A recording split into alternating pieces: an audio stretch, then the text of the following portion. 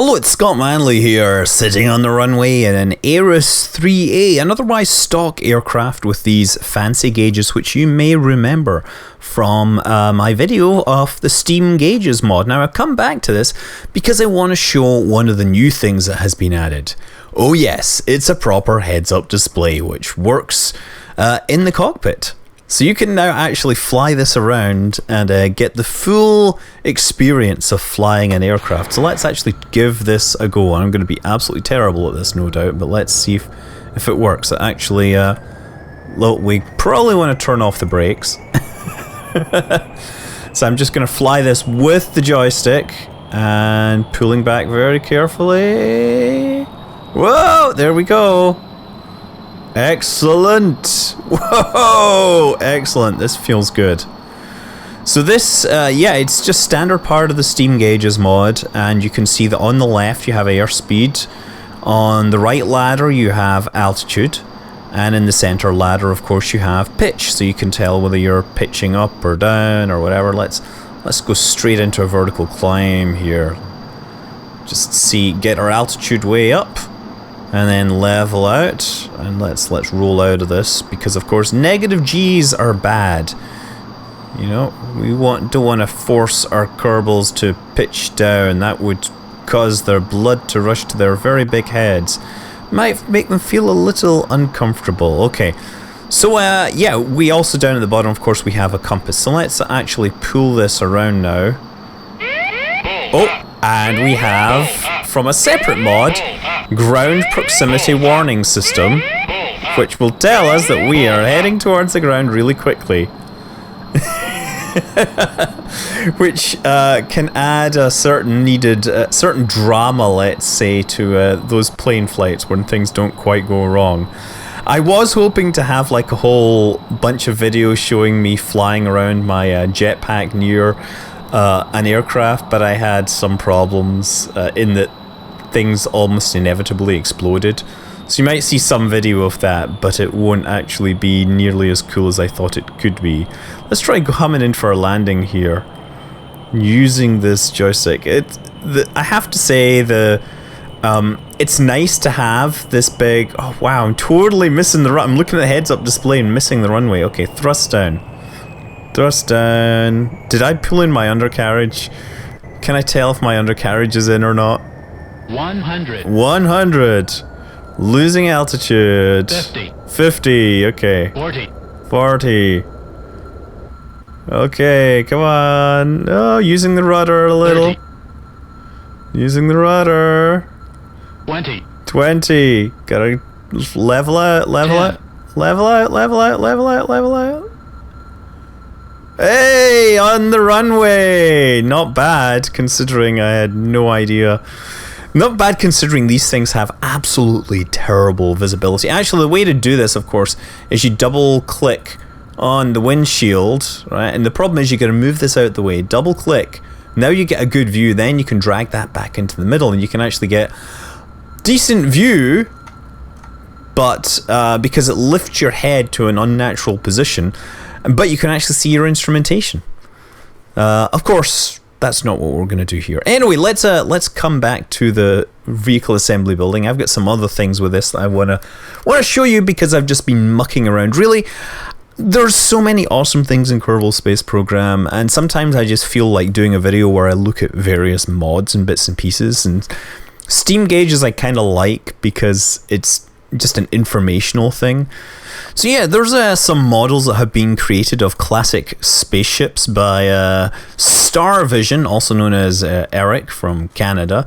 And yeah, we have a full-size Enterprise. If that's too big for you, there is a medium-sized version, which is a little more manageable. And there's a super tiny version as well. If you just want to have, maybe you want to build the captain's quarters and have the model of the Enterprise on your bridge. But let's try flying this thing just to see how it works. Let's just to see how the collision mesh works, to be honest. I will be amazed if this does not break the game engine in some way. Okay, with obviously with the heads-up display still running, we should probably turn off our altimeter and fuel gauge and compass. There we go, look. Ha ha ha ha!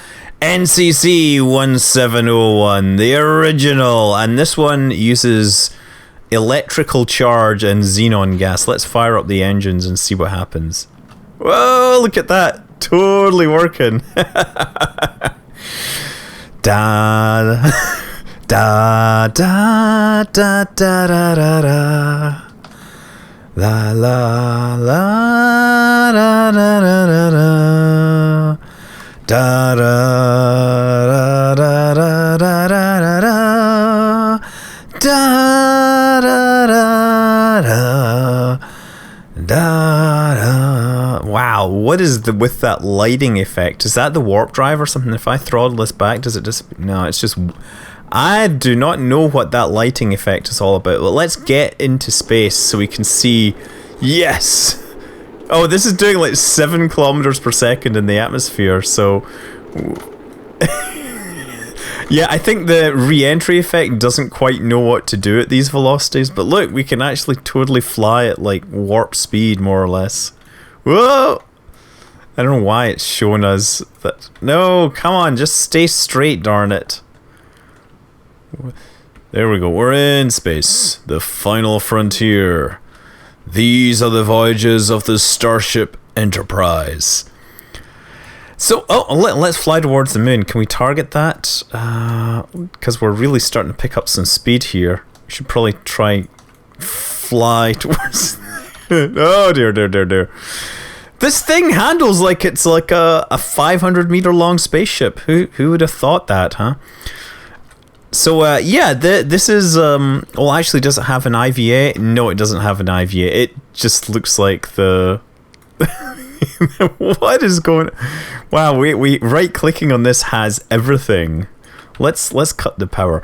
You see, in the old days of Kerbal Space Program, each part would have a single function, right? So, you know, your engines would be your engines, your fuel tanks would be your fuel tanks. Now, with the whole part module system that was a refactor they did, I don't know, way... while back anyway. Now you can have a single thing that does everything. It does all the things. So you can build a spacecraft which has all the fuel and everything all built in. And this apparently doesn't have much stabilization though. Let's see what our orbit shows. It shows our orbit is just basically going into deep space, isn't it? Yeah. Well, let's go back to the vehicle assembly building. Of course, if you're doing Star Trek, there is a whole host of ships from which you can choose. This is the Stargazer, and I believe this should just work. Yes, there we go again. Stupidly fast if necessary. But this one has the advantage of having an actual interior view. Of course, it's an interior that doesn't let you see what's going on, so you perhaps need to turn on the heads-up display to actually see what way you're flying. Oh, I've gone and hidden it again. That's great. On, off. Okay, yeah, I've gone and lost my heads-up display. That is a random bug that I found. Oh, look, there, we can actually see we're flying in space now. Then we can pull the power down a little and turn around and take a look at Kerbal behind us. Actually, there we go. He is... There we go. Aha! It is an M-class planet, Captain. Rather smaller than one we call Earth. Oh, look, the galaxy rising over the planet Kerbal. So yeah, this is a pretty nice looking ship. It's moving at 7 kilometers per second. We can probably get out. We can actually EVA over the surface wherever we... Where is he? Let's turn the light on. I have no idea where he is. Oh, look, he's there. He's like stuck in the inside.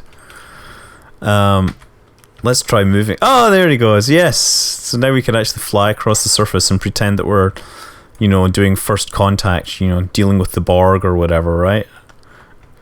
Which was definitely the best of the next gen movies by a long shot. And I always think that Alice Krieger in that movie was actually pretty darn excellent, even though the whole Borg Queen thing was a little, you know, pointless. Kind of didn't make sense. Why would you have a queen? Oh, because they're a hive. But no, they're a hive mind. It doesn't matter. Yes. Yes. Let's take a look around the outside here. Check underneath. It was the AE something or other 32. NCC 2893.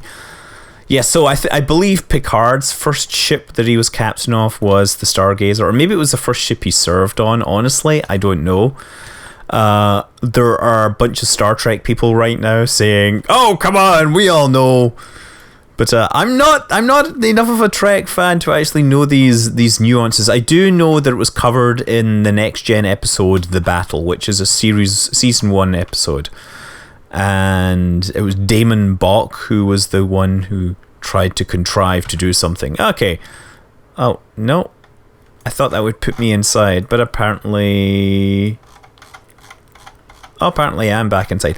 And another thing to note, incidentally, while we're here, I'm also running now with the enhanced Navbar, which is another mod, which is an excellent thing to have. It basically adds all the extra nodes that you need on the Navbar so you can figure out what way you're going. And these symbols all correspond to the symbols you would get from the maneuver nodes. And you see me spinning this thing like it's been hit by some sort of spatial anomaly, which has caused the polarity of the neutron flow to be reversed in its engines and made it spin out of control or something. So yeah, the Navbar that I'm spinning around so you can see this. Navbar adds all these, very nice thing to have, very small mod. And whoever does this, you need to get with Navy Fish and kind of pool your resources and integrate the docking thing onto the Navbar, or I don't know. It's great to have these instrumental changes. And so here we go with the final testing of Project Valkyrie. We have an aircraft, we have a passenger, we have a very special passenger in that cargo bay, but first we must attain level flight. With the help of the autopilot holding everything in position, we can now begin the delicate operation of opening the cargo bay doors, and look who's here. Yes, we have a brave Kerbal strapped to a wing pack, and when I switch control to him, the whole thing flips around. Okay, great. That is not what I expected. Go! Fire up those engines! Go, don't die! So much for the autopilot. Oh, now it seems to stick there. Okay. That is odd. Oh, but it's leveling out. Okay. Great! Now let's try flying formation with this thing. This is the most ridiculous concept ever. Come back! Come back!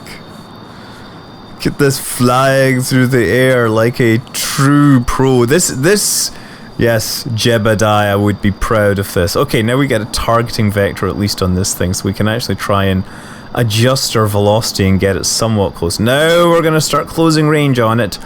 Let's try and adjust these things. Oh, no. 1.2 kilometers out, really starting it. Wow, we're pulling in about 100 meters per second. Oh my god, it is so hard to control this thing. Hello, I'm gonna try and I don't think I'm gonna crash into them, but you never know. Oh wow, wait, no, turn around. Not that way. No. Okay, we're just gonna try and get on the tail of this thing, follow it. I think the vehicle, this aircraft is actually flying upwards. It appears to be stuck in a climb. I hope we don't hit its service ceiling before I run out of air. Or I hope that it doesn't spin out of control, because I mean there's no pilots on that thing basically. It's just flying in what I told it to do. It's flying in a straight line. This is great actually. This jetpack can literally fly rings around it. You can hear the engines running there, whining as they attempt to cut into the atmosphere with their air intakes. I'm sure this thing is going to spin out of control at one point. It would be really nice if I could catch it. Look, totally flying almost in the same direction. I just need to adjust my speeds if I'm not. Oh, no, not good. Flaming out. And I don't know if I'm going to get this. Can we hear it? Are we going to fly past it one more time? Come on. Oh no! Lost my power again! But at least I'm still gliding. Hey, got my power back. There it goes. Now we gotta turn around. Oh my god, it is just like going straight up. You know what? I think it's flaming out. That's what's going on. It's just like going a little nuts. And oh, it's gone beyond my range. Well, I think it's a good time for me to say I'm Scott Manley. Fly safe.